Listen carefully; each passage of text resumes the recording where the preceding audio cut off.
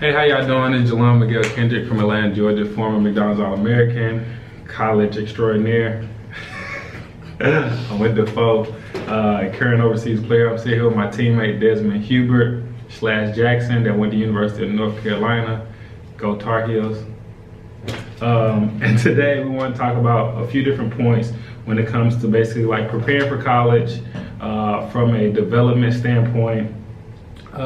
Picking the trainers that's specific for you. What's the difference between high school, college, and the pros, overseas, and the NBA? How college doesn't always transition into like a professional career well, and what we would have did, had we did all over again with our, with our player model, with him being a 6'10" athletic big, me being a 6'7" guard, what I would tell my younger self in, trying to develop a better game. So I guess first thing, like, I'm gonna ask Dez, like, if you had to do it all over again, or if you were talking to your younger self, like, what are some of the things that you would do as an individual to develop your game from high school to college? So for me, as an individual, I think honestly, the hardest part that I had between like transitioning from high school to college, one was the physical aspect, because being 6'10", I was thin framed. I think I was like 200 pounds. So I think that would probably be the biggest thing for someone that's my build. Nowadays there's so many different like physical trainers and people that you can get in the weight room with, that I would have started that a lot earlier, and just being dedicated to that, because I think coming into college at 220, my height, versus coming in at 200 pounds, that opens up a lot more things, because now I'm a big guy, I weigh more, I'm stronger, I can play down low on the block. I could rebound, stuff like that. And then I think another thing is just finding a niche, a skill set, something that you do really well on both ends of the floor. So what ended up hurting me early on in my career was I was a very good defensive player, but on the offensive end, I was so far behind developmentally, because I didn't know how to play on the block, I didn't know how to play with my back to the basket. There was a lot of stuff that I had to learn and I had to catch up with, to like the guys that were like, I went to North Carolina, all the guys that were my position were former McDonald's All-Americans, 4-star, 5-star recruits.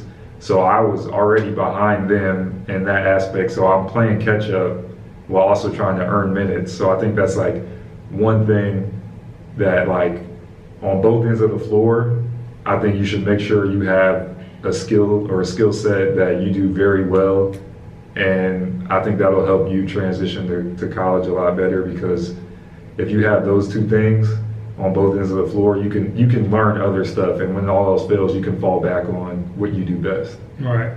So understanding like how athletic you was coming out of high school, because now you're 29 and probably got a 40-inch vertical, and I know like this is after couple surgeries and a couple setbacks, so I can't imagine what your vertical was back in the day. Now you have so many kids that are literally 6'10" and not even as athletic as you are, because your head was above the rim, but they're they are high intensity guys, but like you said, they don't have a skill set. So like, specifically, are there like certain like drills and stuff that now, as far as like a building your body, that you would tell your younger self, or younger guys that kind of have your build, that you would say, look man, doing 100 push-ups a day, or hey man, getting in touch with your football coach, because maybe a bigger build that way, you're focusing on your legs more than your upper body? Like, is there some type of advice in there that you would give specifically for guys that have your make and model? So for me, when I first got to college, I would say our first like 5 months of strength training was like predominantly all body weight, push-ups, pull-ups, walking lunges, wall sits, like all like stuff like that. Like if I had known back then, like that's something I would have been doing for like my first 2 years of high school, or even like my first year of middle school, or whatever. Like body weight stuff, you would be surprised. Like it goes a very long way as far as like developing your body. Like if you can move your own body weight, I feel like that makes you a lot stronger as an individual. But like, I think that's like the biggest, like where I would have started. Like you know people that like they're crazy strong, they're big, and you be like, like what you be doing? Like you lift weights, and they're like, nah, I just do push-ups and do body squats. Yeah, mighty, like insanely strong. Yeah, nah, that is crazy. I think that's a good thing. And as far as like you understanding, we always talk about when you playing defense, you north-south vertical. You know what I mean? Like that, you're a specimen with it. Help side defender, on ball defender. You're probably one of the best bigs that I've personally played with that has that ability. And saying that, what are some of the offensive tips that you would give guys that do currently make 10th, 11th, 12th grade, and they're going into their senior year, going into that college year, and they need to develop what to be successful in college, whether it be just a simple hook. Developing your free throws on a simple hook, because obviously I could imagine you were a terror with guys coming downhill, offside guy helping, and them just lobbing you the ball. Like it was probably guaranteed buckets. And a lot of guys now in high school are getting by that. They're averaging 20, 30 points by just being an offside help guy, getting rebounds, being active. But how can, that doesn't always translate into college basketball. It does, because a motor does translate, but you can be a little more skillful. And I think that's what we're kind of like talking about right now. What would you tell yourself or young guys out there that have the athleticism and the motor part locked down? How could they become more skillful? What should they do? So I think skill-wise, like the number one thing, I mean, I know now like a lot of people my size are kind of like stretching the floor. They're starting to like branch out and shoot threes. But I think like the number one thing is like when you're big and you have like a height advantage, like a lot of teams want to be able to, like I should be able to throw you the ball on the block and say, score me a bucket. Yeah, give me two. And I feel like the biggest way to do that is, number one, you got to be able to finish with your left hand and your right hand. Like if you can only finish with one hand, that makes you one-dimensional. It makes you a lot easier to guard. If I know your jump hook over your left shoulder all the time because you only go right, it makes it a lot easier to guard. So like the biggest thing, be able to finish both hands. And whether that's a jump hook, whether that's a turnaround jumper, I mean, I would say like that's depending on what you want to develop and what you want to work on. I think the easiest thing, which is like the first thing I started with when I went to college, was jump hook. Like jump hook right hand, jump hook left hand. And then you kind of just branch it off of that. I mean, our coach always told us, favorite move, counter move. That's all you need. When I throw you the ball on the block, favorite move, if they take it away, counter move. And like, it's put people in the NBAs, put people like All-Americans in college. Like it's very effective if you have two moves that you know for sure they're working. They're working. Take this away, I got something else for you. Exactly. I have a very high percentage shot here, and if you take it away, like you said, I'm going to the other end. Which is super interesting because like from playing overseas and playing against pros, you start to notice that there's some big men out there that they literally can go only over their left shoulder for a hook. And they may be averaging 30 overseas, and then they play against a guy that understands or notices that trait. And then they have like a 6-point game and people are like, yo, you shut it down. It's like, no, like you only could do one thing. He has nothing else. Like he literally can't go over his right shoulder to save his life, which is super, super crazy. Dang, yeah. I never thought about that favorite move, counter move, especially as a big. I think that is simple as it gets. I guess for me, to think about like certain things that I would have done differently looking back at it as far as like a 6'7" guard was definitely hitting the weights. Shout out to Shut Up and Train, because he definitely tried to get me in the gym, and I would be very iffy on showing up. I would show up one day, maybe not show up for 4 days. I think just being in the gym like a gym junkie, you know what I mean, and playing probably more, kind of like during that era, guys weren't playing as much, or you'd be like conscious of when you were playing or what you were doing. And obviously just being a tall guard, starting to understand how to exploit my post moves a lot more. Like high school, going into college, like posting up a lot more. I had got so fascinated with being on the wing and being kind of like this pace, positive player that, you know, you can't speed me up, you can't slow me down, I'm going at my own pace, that I didn't, and it was effective, that I didn't really hone in on stuff like, one being probably like a dominant 3-point shooter, because of my mid-range.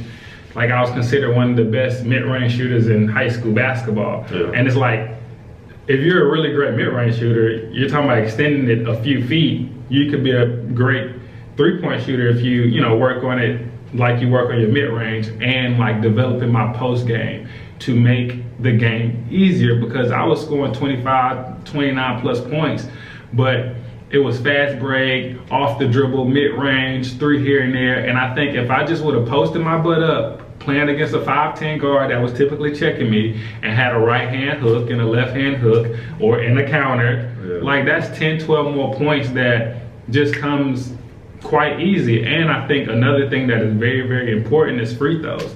I think guys don't work on free throws as much as they used to. You're going to the line, you know what I mean? Like, why not shoot 100 free throws?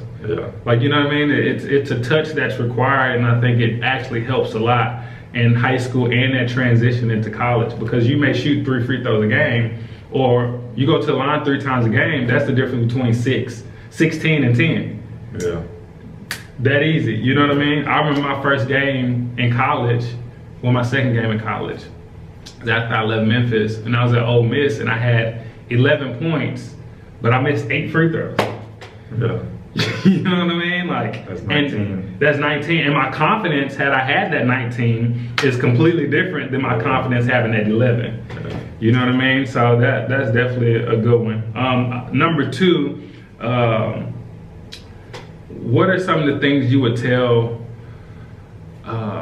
your younger self, or someone looking for a trainer? And what I mean by that is, I think that there are an enormous amount of great trainers out there, but I also think that people should be just a little more selfish in who they're allowed to train them and or their son. I have no knock against a 5'10" guy training a 6'10" guy, because he sees the game differently and he could be very knowledgeable.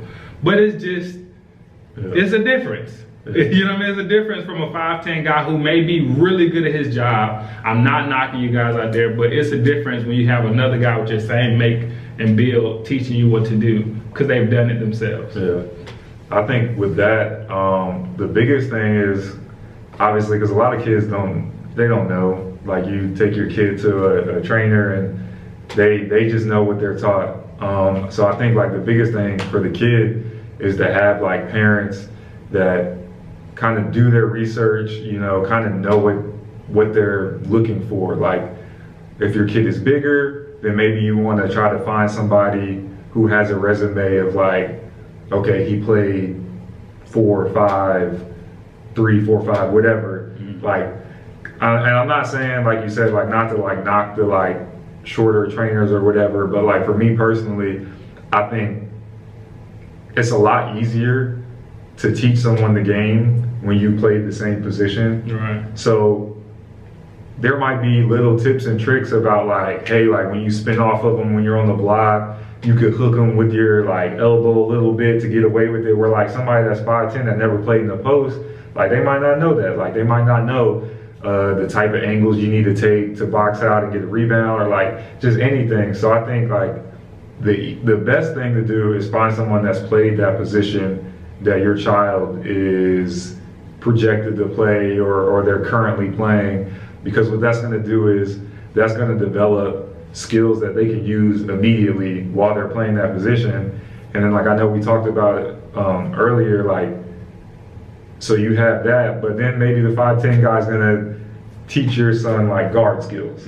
So where it's like, all right, this doesn't translate directly now, but maybe further on down the line when, you know, I'm playing and I can grab a rebound and I could push the ball up the court and initiate the break, or because I can ball handle or something like that. Like, I feel like those are great things to, like, work on, but at the end of the day, like, you want to do what's going to have the most immediate impact on your game. Right. And finding somebody that can help you do that, I think it is beneficial. Yeah.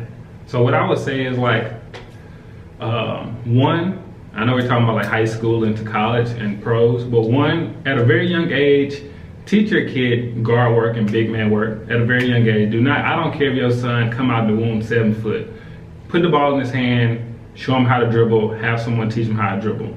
But if you're in high school and you're already a big, you're already 6'10", or you're already 6'7", like my case, and you have a trainer that's 5'10", or a shorter trainer that doesn't have your same make and mold, what I would say is make sure that that trainer understands your make and mold and is creating workouts that are catered to you. Because my biggest problem is that a lot of trainers will do something that works for this 6 foot guard, and it's like everything that 6 foot guard does, or everything that you gave that 6 foot guard, that whole bag, is not the same bag that I have as a 6'7" guard. I may not need 10 dribbles to get into my shot. I need 2. The guy checking me 6'4". I need 2 dribbles. I need a pump fake. I need, you know what I mean? I need to understand pace. I need to understand how to post. I need to understand certain things.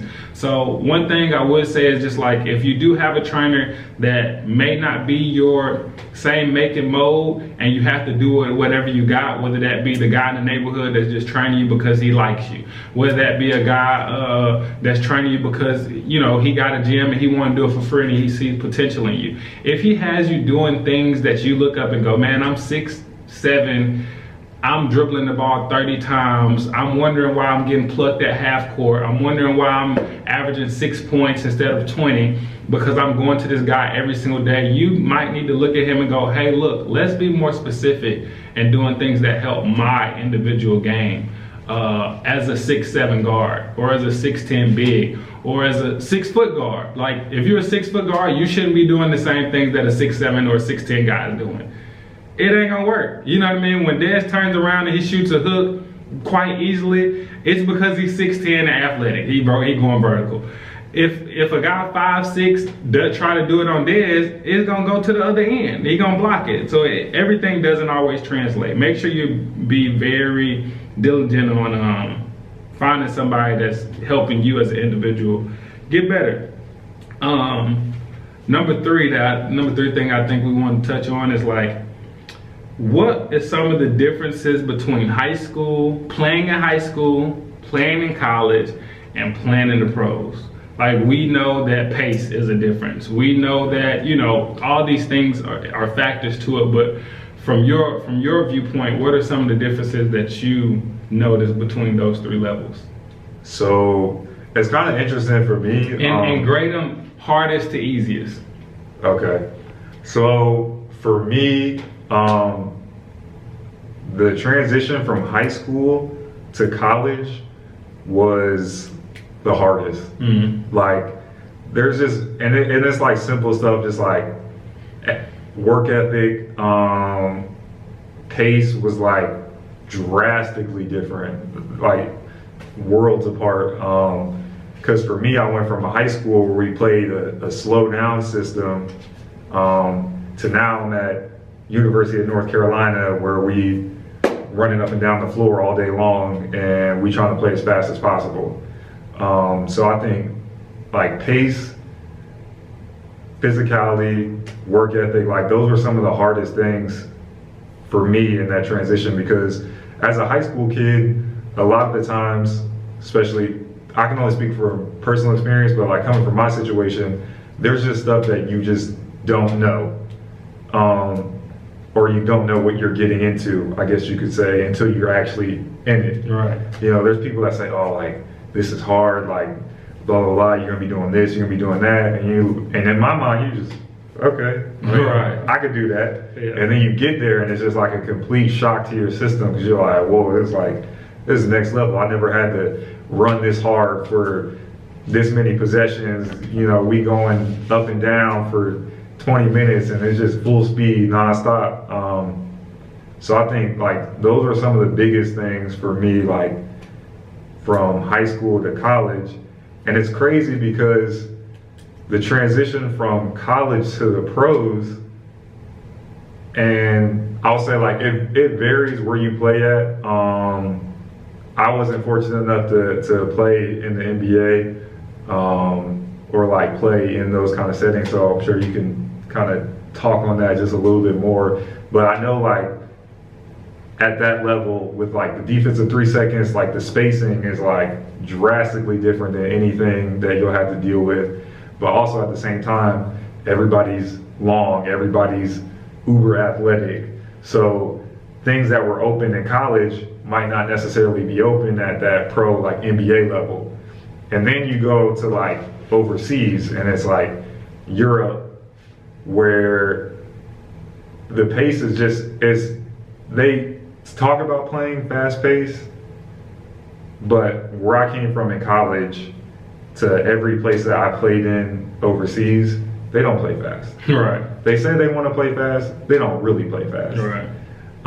So I think it was easier for me to go from college to overseas pro because I was so used to playing at a certain level that the game almost slowed down for me. Right. Like when I became a pro, it became easier. Like it's weird how like I feel like when you're a kid, everything's like 100 miles per hour. Like you're trying to think super quick, and then as you get older, and then you start to develop, and then you go into the pros, it's like the game becomes simpler. And so the game is simpler, it's slower. So now it's easier. Right. And also like if you're lucky enough, like you have really good players around you that make the game easier too. Right. So I think for me, so high school to college was the hardest, and then college to pros was easiest.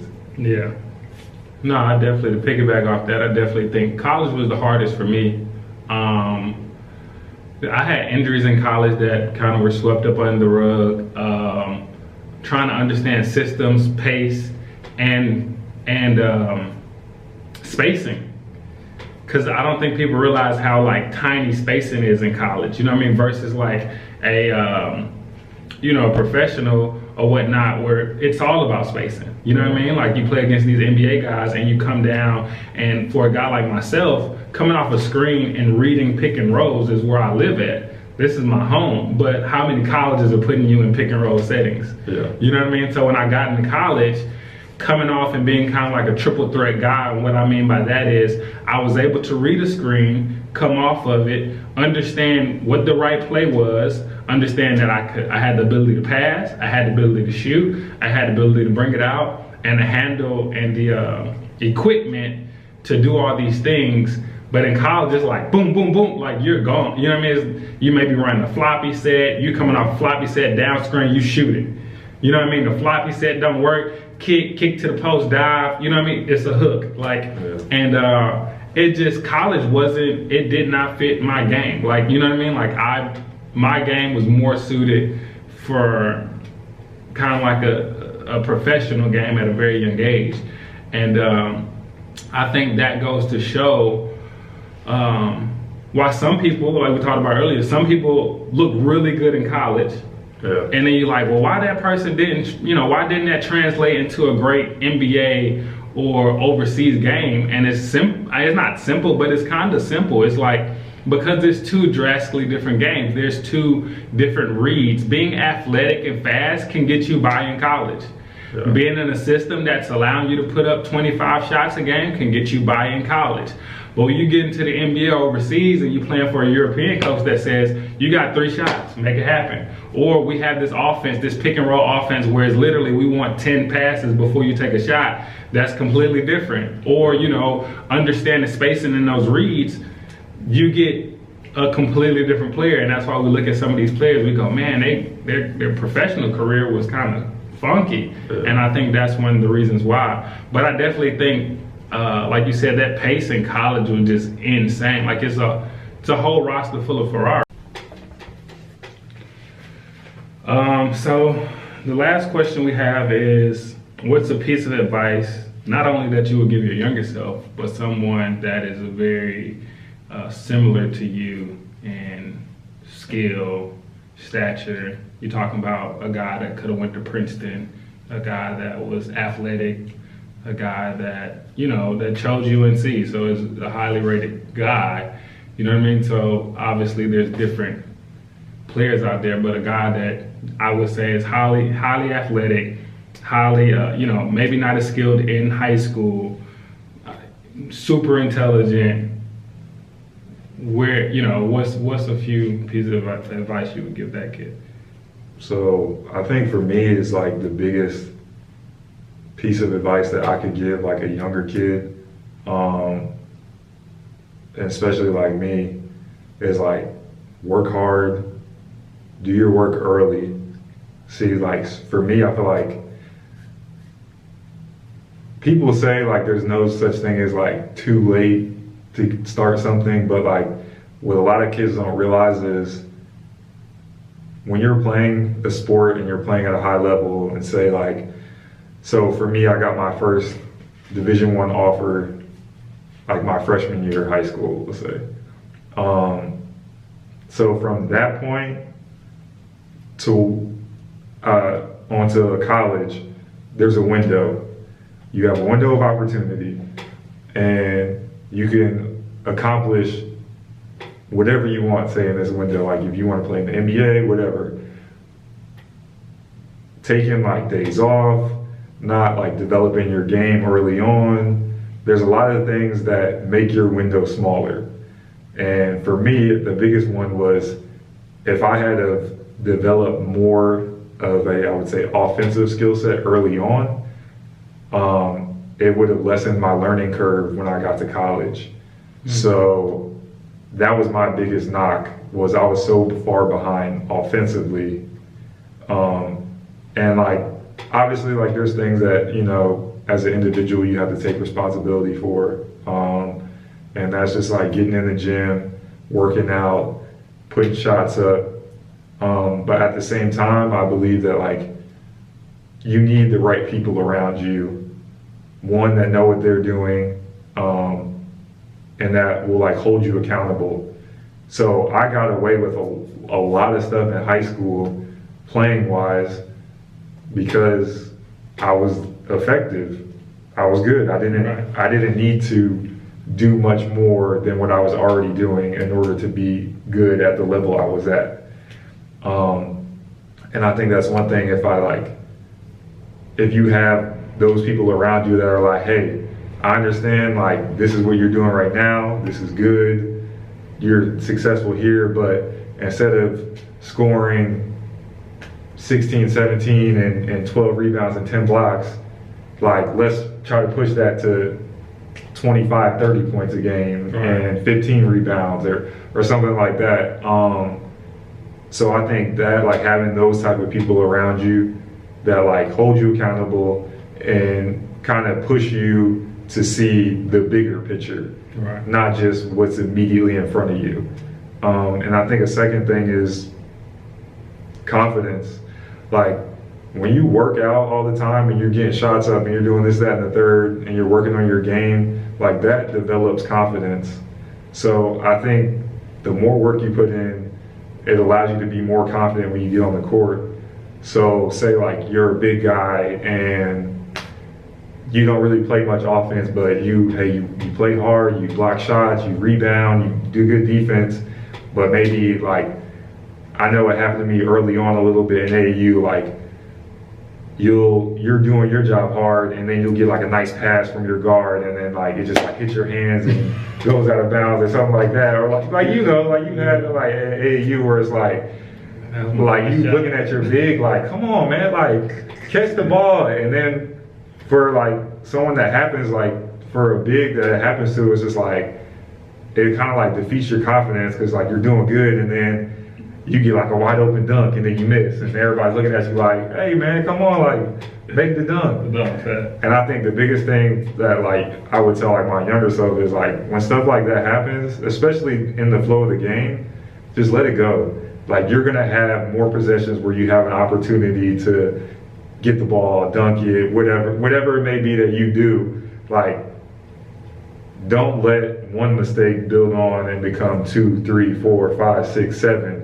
Because then it's going to get to a point where your teammates or your coaches when they start losing confidence in you, that's the worst thing. Yeah. So I would say like confidence, and also like work ethic and doing your work early and having the people around you to develop your game going forward outside of just what's in front of you. Right. No, that makes sense. Trying to think what I would tell my younger self. Probably stay deadly. Keep it gangster, man. Don't change nothing, man. You're real when you solid. But for real, I do like looking back at my younger self. I was a solid individual, but I think some of the things I would tell myself is understand your goal at hand. Understand your goal, and also understand that everybody is not supposed to be on the path you are when you're on your path to your goal. You gotta leave some people behind. It's just how it is. You know what I mean? Like, it's unfortunately that's just how the cookie crumbles. Keep your mouth shut. Keep your head up. Your chin down, and just understand your goal. I think I got into a mindset where I thought I was so good that I thought going to the NBA was inevitable. Like I thought no matter what I did, I'm 6'7", I pass, I shoot, I score, I defend, I'm highly intelligent, I'm going. Yeah. You know what I mean? So I never really goal hunted. I never really said, hey man, coach asked you to do this, man, just be quiet, or hey, you know, do this, or go get up extra shots whenever you have a chance, you know, and being disciplined, understanding when to just keep honestly, if I would just kept my mouth closed for my freshman year and just entered the draft, top 20 pick. Yeah. Just, hey, Jelon's a quiet kid, he don't even talk. Top 20 pick, you know what I mean? So just understanding the goal at hand, and like you said, continuing that work ethic, continuing to be mindful of what it takes to get to where you want to get to. And I think another thing I would tell my younger self is talk to people, like ask questions. Understand that basketball is a fraternity, and do not be afraid to ask questions. I was in so much competition with guys that were already in the NBA, already overseas, already in college. Because I was good, I didn't think my boo-boo stank. So I'm like, instead of me going, hey man, how do you do that move? I'm trying to destroy you. Yeah. And in the mix of me trying to destroy you, we get into an altercation.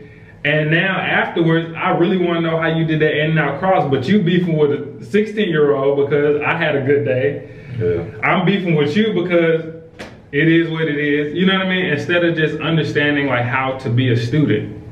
Yeah. You know what I mean? Like being a student until you become, you know, a teacher or a master, or until you become into like that position where you can like teach but always be a student. Don't get me wrong, even when you get higher and higher, always be a student. But at a younger age, I wish I would have just honed in on being that student, being patient with myself, being patient with others, not really trying to be in so much competition.